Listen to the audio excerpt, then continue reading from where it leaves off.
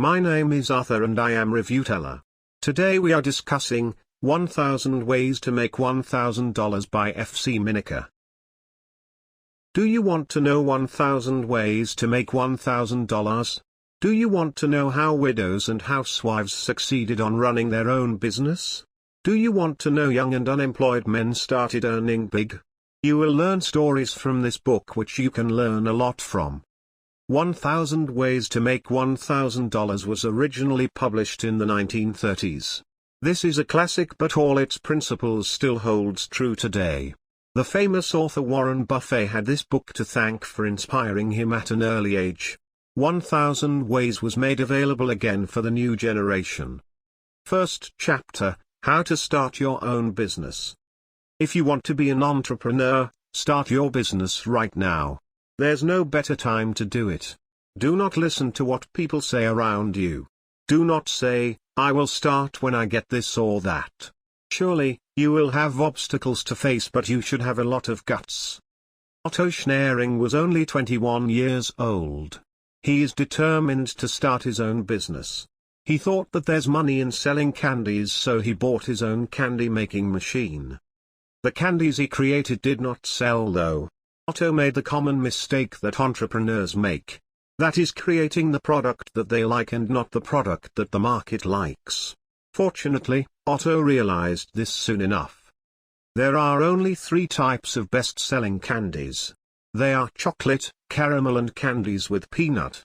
When Otto produced them, he started making money. It took him 3 years to find the perfect combination of chocolate, caramel and peanut in a bar.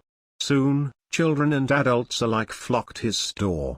Otto Schnaring is the owner and maker of the all-time favorite chocolate bar, Baby Ruth. Second chapter, Making Things to Sell. What is it that you like to do? It is possible that you can make a business out of it. Maybe, you picked up a career out of necessity. But if you have that hobby that you really love, you may someday find an opportunity to make money from it. You might have a certain skill which you can sell. If you want to succeed in making things, you need to have lots of practice. You would only perfect your craft if you spend so much time doing it. Mrs. Smith is a widow from Brooklyn. She loves to bake. Mrs. Smith can bake yummy donuts, nut bread, pies, rolls, cookies and coffee cakes. One morning, she thought of starting her own food specialty business. Her products became in demand for parties, holidays and special dinners in town. Store owners and party organizers call Mrs. Smith because they know that she's simply the best. Third chapter, Raising Things to Sell. You might be interested in raising plants or animals. There are a lot of opportunities in planting fruits or vegetables and taking care of farm animals, poultry or fishes. You do not need to own a huge farm. You can even start business in a cellar. George Jessup made lots of money by raising bees. He started with just 1 colony. He put the bees in the cellar and gave them a good hive. The bees just kept eating and making honey. Bees do not require much attention. In 1 year, a hive can produce 100 pounds of honey. Soon, George owned 10 bee colonies. He sold to wholesaler and retailers alike. Fourth chapter, Storekeeping as a Business. There are probably lots of groceries, drugstores, or hardwares in your town. Some of them may be part of a big chain. So how do you start your own store? Maybe there are products or services that people have to go to the next town for. You can start from there. What is the product that is lacking in your community? You should choose a location which is near your target market. Many children pass by Ralph Watkins' pet store. On his opening day, he had no single cent in his pocket. The kids stopped by his store on their way to school. In the afternoon, they came back with their friends. Watkins taught the kids and their parents how to take care of their fish. He also set up aquarium for his high-paying clients. In 3 years, Watkins was able to acquire 120 varieties of fish and 130 tanks. He earned thousands of dollars annually. Fifth chapter, Promoting a Small Business. The main ingredient of a business success is good relationship with the customers. But every once in a while, promotions and advertisements are needed to bring in more income. Especially with a restaurant business, there is plenty of competition. A restaurant owner must find ways to win the market. John Harding got a brilliant idea for his restaurant ad. It's an illustration of a laughing pig sitting on champagne glass. The copy below it read, "At Harding's, they don't simply slice off a piece of ham and place it between two slices of bread. Oh no. The carver dips the slices of perfectly baked sugar-cured ham into champagne sauce." Because of the ads, Harding's restaurant is always crowded. People used to tell him that he's foolish for starting another restaurant. But Harding proved them wrong. Over the years, he owned 6 more restaurants and satisfied many customers with his delectable recipes. 6th chapter, Selling Things by Mail. If you want to start a mail-order business, you must first find your target clients. Figure out the clients that you want to have. Aside from the usual demographics, imagine their appearance and lifestyle. Next, build your mailing list. You can use pay-per-click ads, social media posts or blog content to add more clients. You need to get their name, address and contact numbers. Your mailing list is your asset. It is where you'll generate income. Businesses in the past used direct mail to connect with their customers. The same principle applies with selling things online. You should know how to make an effective sales letter. Henry Field used to travel with a horse cart to sell crop seeds. He crosses muddy fields to reach his customers.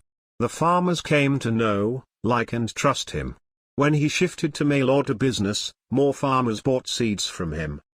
He writes his sales letters in the same informal, personal and friendly way that he talks to the farmers.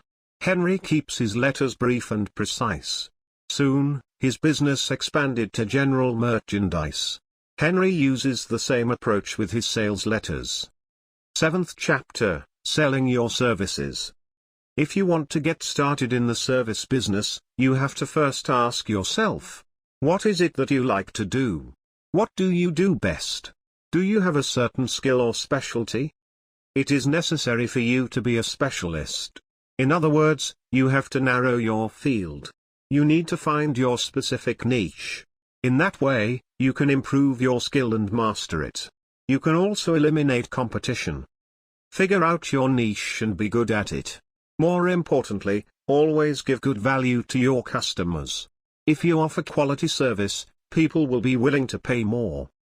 There was once a dressmaker who caters to women with unique body types. She overheard a stout woman one day complaining that she can't find clothes to fit her. The dressmaker approached her and set up an appointment. It turns out the stout woman has a sister and a few friends with the same body type. They all became the dressmaker's loyal customers. She suggested clothes and outfits which would look good on them. Because the dressmaker gives great value, the women trusted her and recommended her to people they know. 8th chapter, Paying for a College Education. Many famous personalities attribute their success to their early working experiences. College part-time jobs are a great way to learn how to value money and how to deal with different kinds of people. Most importantly, these jobs help to build one's character. Mr. Huntley was cleaning his car one Sunday afternoon. A young man approached him and said, "I believe that car would look better if it was Simonized." He handed Mr. Huntley a small card. The word Simonizing was written on it. Then on the left-hand corner was the name and contact number of the young man. Mr. Huntley got curious and asked. He learned that the young man is actually a student from Washington University. He cleans and polished cars on weekends. The young man would go to alleys, factories and offices to find customers. He's already in junior year. The student has supported himself ever since. Because the student is very polite, Mr. Huntley agreed to his offer. He told his wife that evening, "How could you turn down a polite, ambitious boy such as that, and especially one with so much initiative?" Conclusion. You learned how to start your own business. You learned how to make and raise things to sell. You learned how to promote a business and how to sell by mail. You also learned about storekeeping and service business. The best time to start is now. Successful entrepreneurs just have a lot of guts. It doesn't matter if you're young, if you're widowed, if you're divorced or if you're unemployed.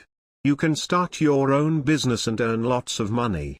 What matters is you get yourself up and work. Have you got a business idea?